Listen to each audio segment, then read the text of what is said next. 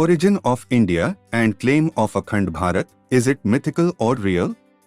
The first line of Indian constitution says, India, that is Bharat, shall be a union of states. So constitutionally India's name is India as well as Bharat. Now, firstly, let us see how India came to be known as India. The ChatGPT tells us that the word India comes from the Greek and Latin adaptations of the word Sindhu, Indus River, which is in Pakistan. The Persians called it Hind, the Greeks and Romans said India. Under British rule, India became the official name. As this name is officially agreed, and as it is extensively used in domestic, international and diplomatic parlances, so it may be accepted as it is.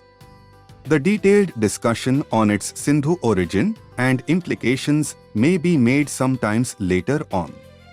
And the name Bharat comes from ancient Indian texts. The term refers to a legendary king named Bharata and is found in the Rigveda, Mahabharata and Puranas. For many, it represents the civilizational identity of the subcontinent. But so far as we know, there was no historical or political proof that there was king or big king, maharaja, by the name of Bharata or Bharat. Similarly, there is no empirical evidence of existence of any kingdom or empire to bear the name of Bharat at that time, except mentions in their telltale stories. So, we would like to delve deep into the facts, fictions, and the hypes of some mythological beliefs. And here is something which today's secular accounts say about Bharat. Bharat is the earliest legendary figure mentioned in the Mahabharata, the Puranas and in Kalidasa's play Abhijnana Shakuntalam. You keep in mind the word legend in this respect. The legendary character Bharat's rule is placed in a very early mythical age, long before the Mahabharata war. He is described as a universal emperor, Chakravarti, who ruled much of Aryavarta, the Indo-Gangetic plain and nearby regions. Bharat's territory and time frame are given as follows. Territory. The epics describe his empire as stretching across the whole of today's Indian subcontinent, from sea to sea.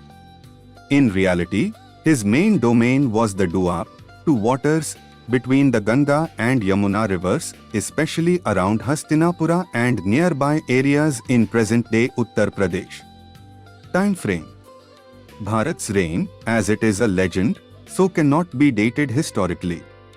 His legendary being belongs to the epic mythical age, which may reflect memories of strong tribal chiefs from the Vedic period, around 1500 to 1000 BC.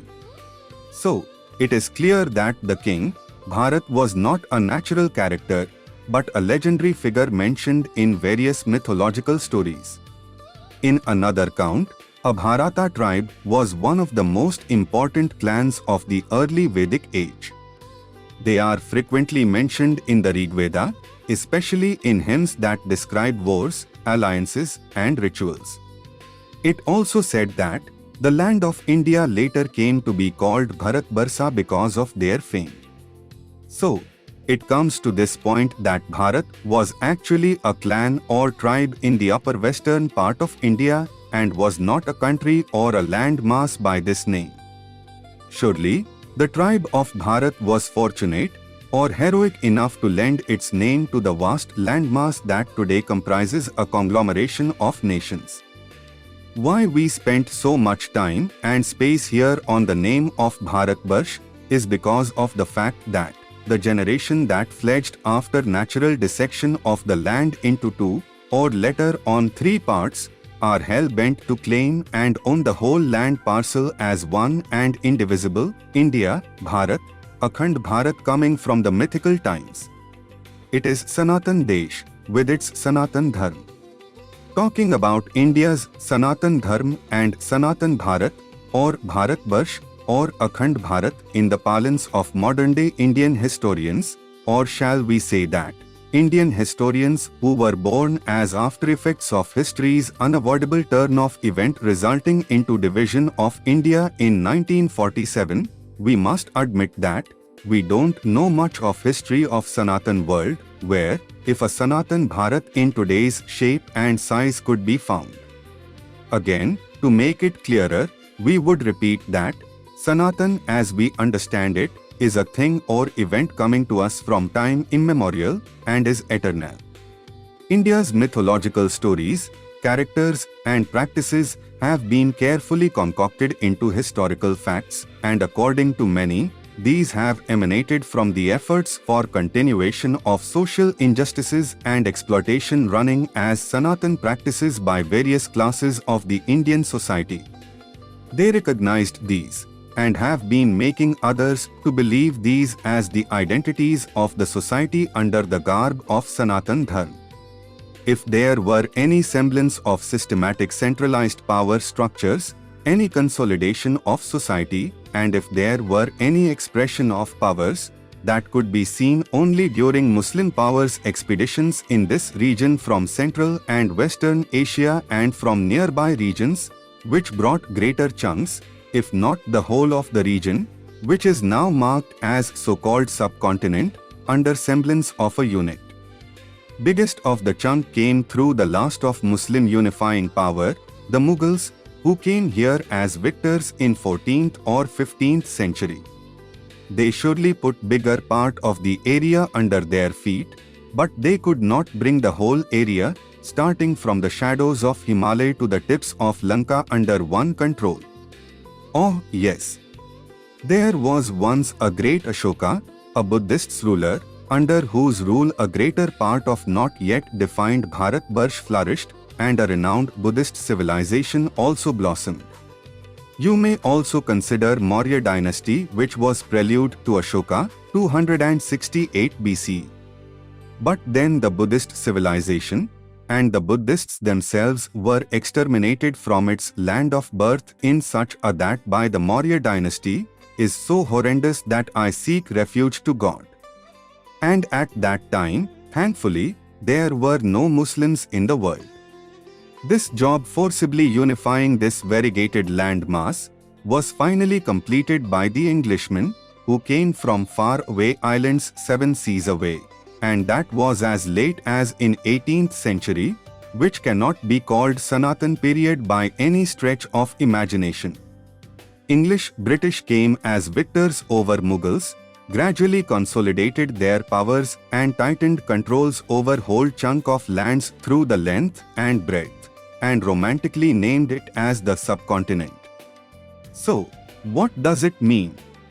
It is neither a country, nor a continent either, but a conglomeration of nations and subnations with individual cultures and languages. Now, under British patronization, the Indian Pandits had revived their identity of belonging to Sanatan Dharma, which had started losing appeal under norms of Islam and charms of Christianity. And that Sanatan Dharma and the Sanatan, as claimed by new Indian Pandits, had spread from the foot of Himalayas to the shores of ocean. They coined their identity of Sanatan Bharat Barsh. After Muslims established their separate nationality, now the Indian nationalist had found out their fashionable passion for Akhand Bharat. But the facts of the matters must remain that the Muslim expeditions and Muslim preachers had brought out these people from under the clutches of mythological beings and characters, and the Britishers gave a single identity to the whole conglomerate of the land mass, which later on went under one or two controls. The whole historical process ended just 2 centuries ago, allowing it to fight against others under their hallucinatory feeling of being grand and akhand. To address obvious Indian fault lines, mostly drawn on indigenous prehistoric, polytheistic people and influxed but then gradually indigenized monotheistic people, a solution was worked out on the basis of Western secularism, which finally could not work and was actually not made to work, as this was basically against general human nature of submitting to a mixed belief system. So, There is the great tussle between keeping the land Akhand and at the same time not respecting the practicing line of belief under false sense of secular lookout, which will always remain as a debilitating fault line.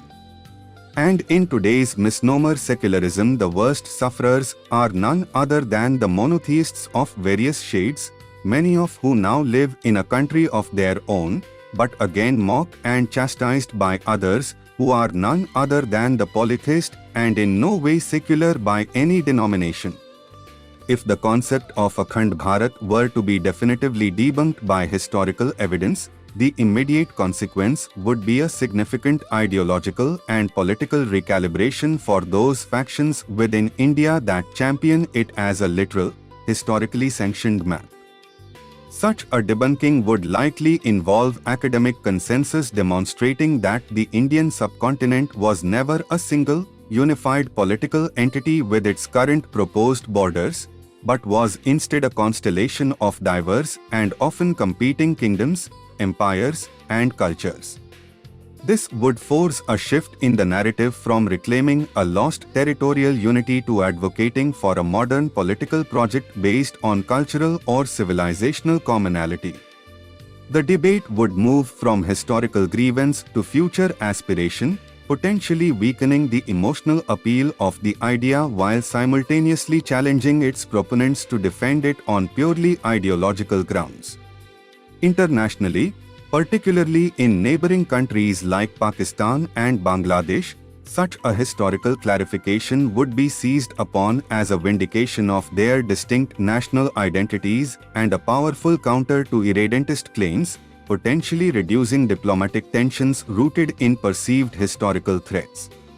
Ultimately, the core of the idea might persist as a cultural vision, but its power as a historical justification for political ambition would be substantially diminished.